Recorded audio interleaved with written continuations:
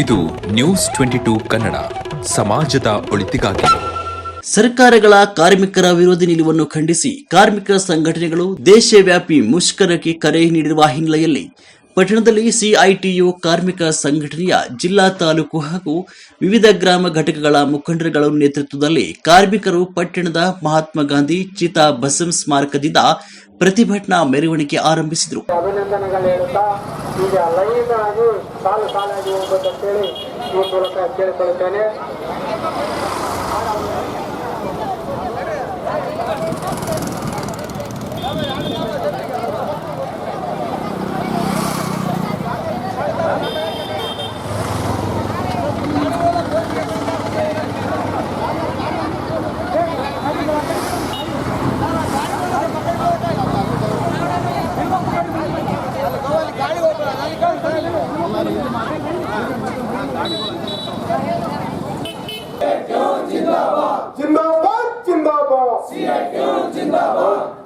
ಈ ಒಂದು ಮನವಿ ಪತ್ರವನ್ನು ಸ್ವೀಕರಿಸಿರ್ತಕ್ಕಂಥ ಮಾನ್ಯ ತಹಸೀಲ್ದಾರ್ ಅವರು ಈ ಒಂದು ಪ್ರತಿಭಟನೆಯ ಮನವಿ ಪತ್ರವನ್ನು ಉದ್ದೇಶಿಸಿ ಮಾತಾಡಬೇಕಾಗಿ ತಮ್ಮೆಲ್ಲರ ಪರವಾಗಿ ಅವರು ಕೇಳ್ಕೊಳ್ತೀವಿ. ಅಖಿಲ ಭಾರತ ಮುಷ್ಕರ ಹೋರಾಟ ಯಶಸ್ವಿಯಾಗಲಿ. ಜಿಂದಾಬಾದ್ ಜಿಂದಾಬಾದ್ ಜಿಂದಾಬಾದ್ ಜಿಂದಾಬಾದ್. ಅಖಿಲ ಭಾರತ ಮುಷ್ಕರ ಹೋರಾಟ ಯಶಸ್ವಿಯಾಗಲಿ. ಕಾರ್ಮಿಕ ಕಾನೂನುಗಳು ಹಿಂಪಡೆಯಿರಿ. ಈ ದೇಶದ ಕಾರ್ಮಿಕರ ಪರ ಮಾರಕವಾದ ಕಾನೂನುಗಳು ವಾಪಸ್ಸಾಗಲಿ. ಕಾರ್ಮಿಕ ಕಾನೂನುಗಳು ವಾಪಸ್ಸಾಗಲಿ. ಈ ದೇಶದ ದುಡಿಯುವ ವರ್ಗದ ಮಾರಕವಾದ ಕಾನೂನುಗಳು ವಾಪಸ್ಸಾಗಲಿ. ಕಾರ್ಮಿಕರ ವಿರೋಧ ನೀತಿಗೆ ಹೇಳಿದಿಕ್ಕಾರ. ಕಾರ್ಮಿಕರ ವಿರೋಧ ನೀತಿಗೆ ಹೇಳಿದಿಕ್ಕಾರ. ದುಡಿಯುವ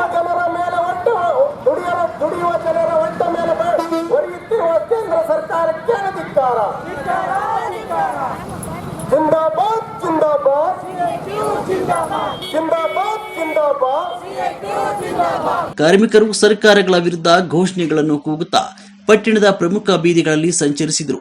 ನಂತರ ಪ್ರತಿಭಟನಾ ಮೆರವಣಿಗೆಗೆ ತಾಲೂಕು ಆಡಳಿತ ಸೌಧದ ಆವರಣದಲ್ಲಿ ವಿರಮಿಸಿತು. ನಂತರ ಕಾರ್ಮಿಕರು ತಹಸೀಲ್ದಾರರ ಮೂಲಕ ಸರ್ಕಾರಗಳಿಗೆ ತಮ್ಮ ಹಕ್ಕೊತ್ತಾಯ ಪತ್ರವನ್ನು ನೀಡಿದರು. ಈ ಸಂದರ್ಭದಲ್ಲಿ ಕಾರ್ಮಿಕ ಸಂಘಟನೆಯ ಹಿರಿಯ ಮುಖಂಡರಾದ ಎಂ ಕರುಣಾನಿಧಿ, ಸಿ ವಿರೂಪಾಕ್ಷಪ್ಪ ಗುಂಡಳ್ಳಿ, ರಾಘವೇಂದ್ರ, ಮೊರಬನಹಳ್ಳಿ ಕರಿಯಪ್ಪ, ಗ್ರಾಮ ಪಂಚಾಯಿತಿ ಕಾರ್ಮಿಕರ ಸಂಘದ ಮುಖಂಡರು ಮಾತನಾಡಿದರು. ಸರ್ಕಾರ ಬಂತು 2014ರಲ್ಲಿ ನರೇಂದ್ರ ಮೋದಿ ಏನ್ ಹೇಳಿದ್ರಪ್ಪ ಅಂದ್ರೆ ಭಾನು हमें एक बार जीत देगा, तुमको 15 लाख तुम्हारा अकाउंट में जमा करती ಅಂತ ಹೇಳಿದ. ಅಂದ್ರೆ ಒಂದು ಸಲ ನಮ್ಮನ್ನ ಅಧಿಕಾರಕ್ಕೆ ತಂದ್ರೆ 15 ಲಕ್ಷ ನಿಮ್ಮ ಅಕೌಂಟಿಗೆ ಹಾಕ್ತೀವಿ ಅಂತ ಹೇಳಿದ್ರು. 15 ಪೈಸೆ ಕೂಡ ಹಾಕಲಿಲ್ಲ. ಆಮೇಲೆ 500,000 ನೋಟ್ ಬ್ಯಾನ್ ಮಾಡಿದ್ರು. 50 ದಿನ ತೇರೋ ಮೈ ಇಡೀ ಭಾರತ ದೇಶ ಅಚ್ಚ ದಿನ ಆತಿ ಅಂತ ಹೇಳಿದ್ರು. ಅಚ್ಚ ದಿನ ಅಂದ್ರೆ ಏನು ಸ್ವಾಮಿ? ನರೇಂದ್ರ ಮೋದಿ ಅವರೇ, ನೀವು ಮಾತಾಡಿದ್ದೇನು, ನೀವು ಮಾಡ್ತಿರೋದೇನು, ನೀವು ಜನರಿಗೆ ಆಶ್ವಾಸನೆ ಕೊಟ್ಟಿರೋದೇನು? ಮಾರಕವಾದಂತ ಕಾನೂನುಗಳು ತರ್ತಾ ಇದೀರಲ್ಲ, ಮುಂದಿನ ದಿನಗಳಲ್ಲಿ ನಿಮ್ಮನ್ನ ಬಿಡಬೇಕಾ ನಾವು ಸುಮ್ಮನೆ? ನೇಪಾಳದಲ್ಲಿ ಪ್ರಧಾನಮಂತ್ರಿನ ಉಪ ಪ್ರಧಾನಮಂತ್ರಿನ ಉಳ್ಳಾಡಿಸಿ ಬರೀ ಕೈಲಿ ಬಡಿದ್ರು. ಬೇರೆ ವಿಚಾರ ಮಾತಾಡಕ್ ಹೋಗಲ್ಲ ನಾನು. ಬರೀ ಕೈಲಿ ನಿಮ್ಮ ಅಲ್ಲಿ ನೇಪಾಳದಲ್ಲಿ ಬಡಿದ್ರು. ಇಲ್ಲಿ ಆ ರೀತಿ ಆಗೋದು ಬೇಡ ಅಂದ್ರೆ ಬಡವರಿಗೆ, ರೈತರಿಗೆ, ದಲಿತರಿಗೆ ಮತ್ತು ಪಂಚಾಯತಿ ನೌಕರರಿಗೆ, ಅಂಗನವಾಡಿಯರಿಗೆ ನೀವು ಸೂಕ್ತವಾದಂತ ಒಂದು ಕಾನೂನು ತರ್ತೀರಿ ಅಂತ ತಿಳ್ಕೊಂಡಿದ್ದೀವಿ ನಾವು. ಆದರೆ ಮಾರಕವಾದಂತಹ ಕಾನೂನುಗಳು ತರ್ತೀರಿ ಅಂತ ಅನ್ಕೊಂಡಿದ್ದಿಲ್ಲ. ಇವತ್ತು ಬಂಡವಾಳ ಸಾಯಿಗಳ ಪರವಾಗಿ ಖಾಸಗೀಕರಣ ಮಾಡಲು ಹೊಂಟಿದ್ದೀರಿ. ಅಂಬಾನಿ, ಅದಾನಿಗೆ ಸಾವಿರಾರು ಕೋಟಿ ಅವರ ಅಕೌಂಟಿಗೆ ಬಿತ್ತು. ನಾವು ಲಾಕ್ಡೌನ್ ಆದ ಸಂದರ್ಭದಲ್ಲಿ ನಮ್ಮ ಬಡವರಿಗೆ, ರೈತರಿಗೆ, ದಲಿತರಿಗೆ ಕೂಳಿಲ್ಲ.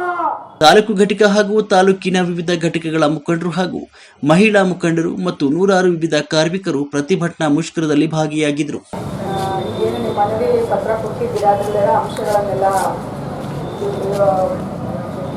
ಡ್ರಾಫ್ಟ್ ಮಾಡಿ ಮಾನ್ಯ ಜಿಲ್ಲಾಧಿಕಾರಿಗಳ ಗಮನಕ್ಕೆ ತರ್ತೀನಿ. ಹಾಗೆ ಬೇಸಂಗೆ ಒಂದು ಎಂಡರ್ಸ್ ಅಂದರೆ ಲೈಕ್ ನಾವೇನು ಕೆಲಸ ಮಾಡಿದ್ದೀವಿ ಇದ್ರ ಮೇಲೆ ಏನು ಆ್ಯಕ್ಷನ್ ತೊಗೊಂಡಿದ್ದೀವಿ ಅಂತ ನಿಮ್ಗೆ ಒಂದು ಕಾಪಿನೂ ಕೊಡ್ತೀನಿ. Thank you. ಈ ಹೋರಾಟಕ್ಕೆ ಭಾರತವು ಕೈ ಜೋಡಿಸಿ 2026 ಫೆಬ್ರವರಿ ತಿಂಗಳ 12ನೇ ತಾರೀಕು ಅಖಿಲ ಭಾರತ ಮಹಾಪುರುಷರ ನಡೆಯಲಿದೆ.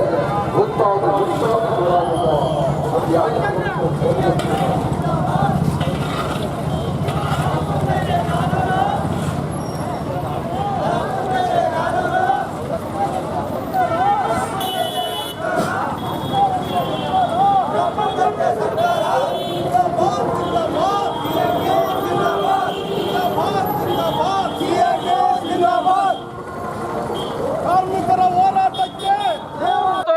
ಗ್ರಾಮಗಳಲ್ಲಿ ತಾಲೂಕುಗಳಲ್ಲಿ ಇರ್ತಕ್ಕಂಥ ದೊಡ್ಡ ದೊಡ್ಡ ಭೂಮಾಲಕರಿಗೆ ಈ ಕೂಲಿ ಕಾರ್ಮಿಕರನ್ನ ಅವರಿಗೆ ಅಡಿಯಾಳಾಗಿ ಮಾಡ್ಲಿಕ್ಕೆ ಇಂಥ ಹುನ್ನಾರ ನಡೆಸಿದೆ ಅಂತಕ್ಕಂಥ ನಾವು ಅರ್ಥ ಮಾಡ್ಕೊಳ್ಬೇಕು.